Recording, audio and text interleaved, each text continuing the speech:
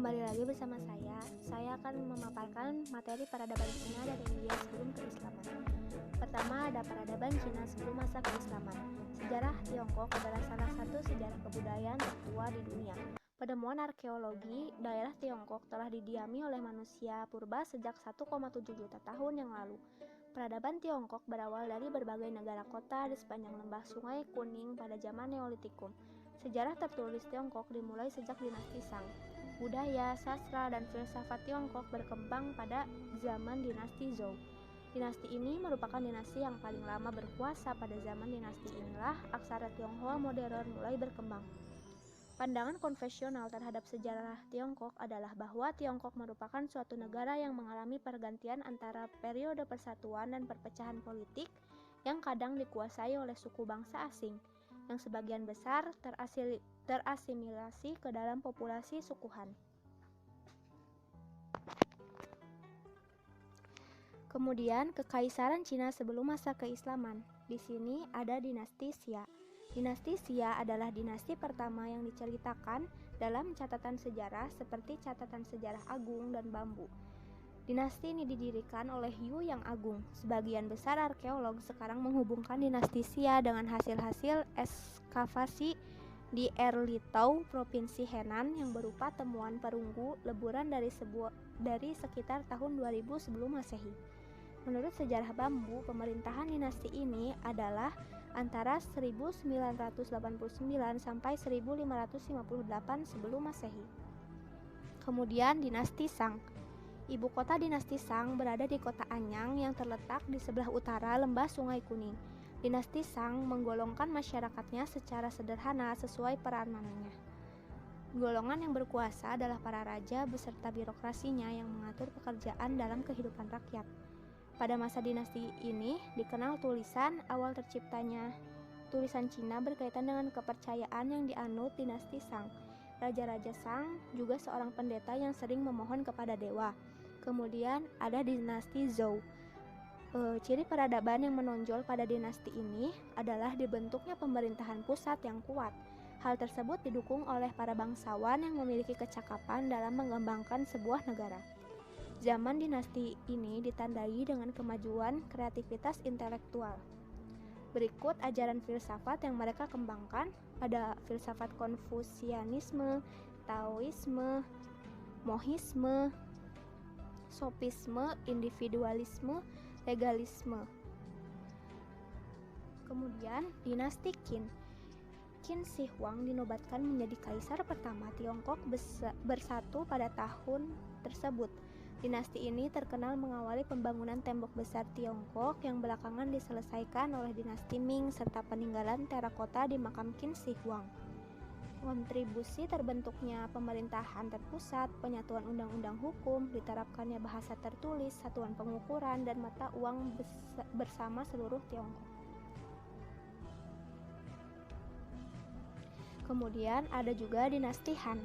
Li Yubang, seorang petani yang memimpin pemberontakan rakyat dan meruntuhkan dinasti sebelumnya, dinasti Qin pada tahun 206 sebelum Masehi. Kaisar Han Wudi berhasil mengerahkan persatuan dan memperluas kekaisaran Tiongkok dengan mendesak bangsa Xiongnu ke arah stepa-stepa Mongolia dengan demikian merebut wilayah-wilayah Gansu, Ningxia, dan Qinghai. Hal tersebut menyebabkan terbukanya untuk pertama kali perdagangan antara Tiongkok Eropa melalui jalur sutra. Kemudian zaman tiga negara. Tiga negara Wei Wu dan Shu adalah suatu periode perpecahan Tiongkok yang berlangsung setelah hilangnya kekuasaan de facto dinasti Han. Zaman ini adalah salah satu era yang paling terkenal dalam sejarah Tiongkok disebabkan karena popularitas roman sejarah kisah tiga negara yang telah diadaptasi dalam berbagai format oleh berbagai negara. Kemudian dinasti Jin dan 16 negara.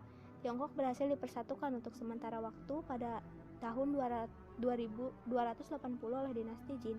Pada waktu abad keempat menyebabkan migrasi besar-besaran suku Han ke selatan sungai Yangtze. Bagian utara Tiongkok terpecah menjadi negara kecil yang terbentuk 16 negara. Kemudian dinasti utara dan Selatan. Zaman ini merupakan masa perang, saudara dan perpecahan politik. Kemudian ada dinasti Sui. Dinasti Sui berhasil mempersatukan kembali Tiongkok pada tahun 589 dengan penaklukan yang Jian, pendiri dinasti Sui, terhadap dinasti Chen di selatan.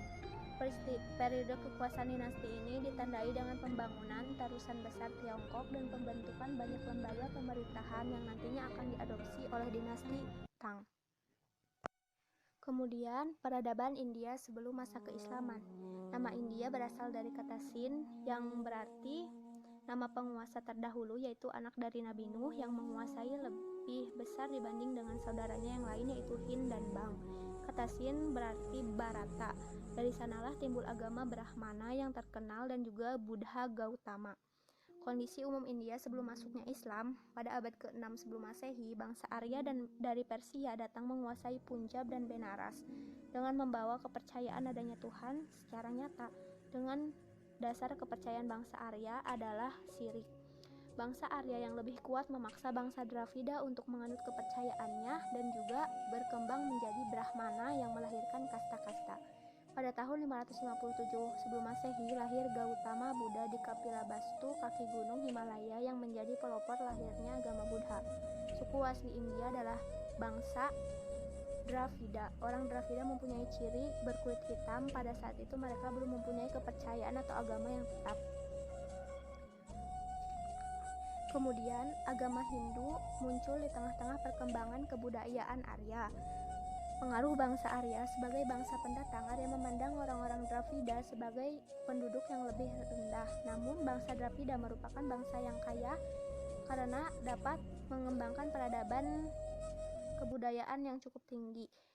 Eksistensi kasta sebagai pembagian kelas masyarakat India merupakan bentuk nyata yang tidak terhapus begitu saja hingga saat ini.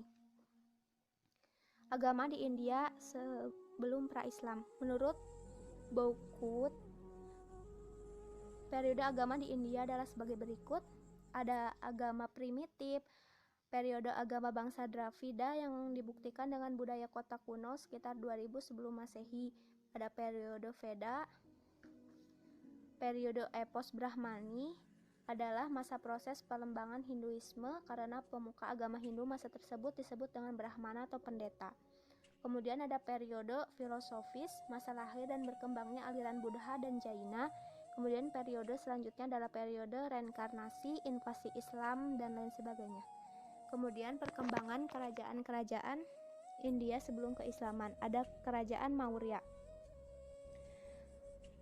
dengan Chandragupta Maurya sebagai raja pertamanya. Kekuasaan Maurya sudah membentang dari Kashmir di barat hingga daerah lembah sungai Gangga di timur. Ibu kota kerajaan ini adalah Pataliputra. Di bawah Raja Asoka, kerajaan Maurya mengalami zaman gemilang. Pada awalnya Asoka beragama Hindu, kemudian menjadi Buddha dan agama tersebut menjadi dasar pemerintahannya. Kemajuan yang didirikannya tiang-tiang batu bertahtahkan ajaran Buddha di segala penjuru kerajaannya. Kemudian ada kerajaan Gupta. Chandragupta I membangun kerajaan ini berpusat di sungai Gangga. Chandragupta I ini beragama Hindu, tetapi agama Buddha tetap berkembang dengan suburnya. Zaman Gupta, zaman yang paling gemilang atau zaman keemasan. Puncak kemegahannya itu pada pemerintahan Raja Samudragupta, anak Chandragupta I. Kemudian kondisi politik pada masa Gupta, sistem pemerintahannya itu terdiri dari raja, menteri, kepala provinsi, kepala distrik, dan kepala desa. Dengan jabatan ini bersifat turun-temurun. Kemudian kondisi ekonomi pada masa Gupta ini dikatakan sudah makmur, sejahtera. Kemudian kondisi agama pada masa kerajaan ini terdapat 3 agama besar, yaitu Buddha, Jain, Hindu pada awal penaklukan Arab. Kemudian ketiga, kerajaan Andhra Benggala.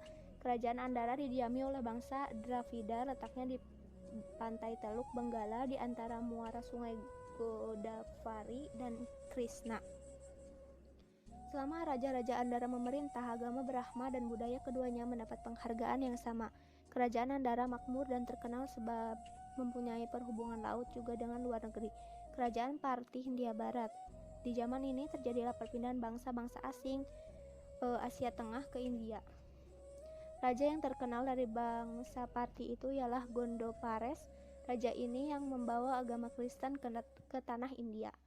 Kemudian kerajaan Kusnan. Rajanya yang pertama ialah Kambises I, sedangkan Raja Kushan yang termasyhur bernama Kaniska. Namanya tersebut tercantum dalam kitab Buddha di India, Tibet, dan Mongolia karena terkenal sebagai pembela agama Hindu. Di antara raja-raja keturunan kita sebut seorang saja, yaitu Vasudeva. Ia adalah raja penghabisan yang masih dapat memegang persatuan dalam kerajaannya. Kemudian ada kerajaan Magadha. Terdapat beberapa dinasti yang bergiliran memegang tampuk kepemimpinan India Magadha. Dinasti yang pertama itu dinasti Sisunaga. Dinasti pertama yang memegang tampuk kepemimpinan di kerajaan Magadha. Dinasti ini setidaknya pernah dipimpin oleh 9 raja, yaitu Saisunaga, Kakavarna, Kasmadarman, dan lain sebagainya. Kemudian dinasti Nanda, tepatnya pada tahun 413 sampai 322 sebelum Masehi. Raja-raja yang pernah berkuasa berjumlah 9 orang juga. Pada masa dinasti ini banyak ketidakstabilan pada pemerintah, dibuktikan dengan banyaknya raja pada kurun waktu yang kurang dari 1 abad. Akhirnya dinasti ini berhasil dikudeta oleh Chandragupta dari Maurya. Kemudian dinasti Maurya. Dinasti Maurya merupakan dinasti yang mampu membawa India pada masa kejayaannya. Pada masa Chandragupta adalah persinggungan India dengan bangsa asing, tepatnya Kekaisaran Macedonia yang dipimpin oleh pemimpin agung Alexander the Great, Iskandar Zulkarnain. Kemudian ada kerajaan Asoka. Asoka yang agung sebagai penguasa Maurya dari 273 sebelum Masehi. Seorang penganut Buddha, ia menguasai sebagian besar India. Asoka adalah pemimpin pertama Bharata India kuno setelah para pemimpin Mahabharata yang termasyhur. Kemudian di India terkenal dengan karya sastra Ramayana. Ramayana berasal dari kata Rama dan Ayana berarti perjalanan Rama dan istrinya Dewi Sinta, sebuah cerita kepahlawanan dari India yang digubah oleh Walmiki. Kemudian cerita Mahabharata menceritakan kisah perang antara Pandawa dan Korawa yang memperebutkan tahta Hastinapura yang merupakan sama-sama keturunan dari Raja Hastinapura. Perang ini dikenal dengan Perang Bharatayuddha. Kemudian ada lembah Sungai Gangga yang termasyhur. Peradaban Sungai Gangga terletak di antara pegunungan Himalaya dan pegunungan Widyakedna. Sungai ini bermata air pegunungan Himalaya dan melewati kota besar seperti Delhi, Agra, Patna, Benares, dan bermuara di Teluk Benggala dan bertemu Sungai Kwenlun. Kemudian terdapat kasta-kasta, yaitu kasta Brahmana bagi orang yang mengabdikan dirinya dalam bidang spiritual. Kemudian kasta Ksatria, kepala anggota lembaga pemerintahan. Kasta Waisya, orang yang telah memiliki pekerjaan dan harta benda sendiri. Kemudian kasta Sudra sebagai pelayan bagi ketiga kasta lainnya.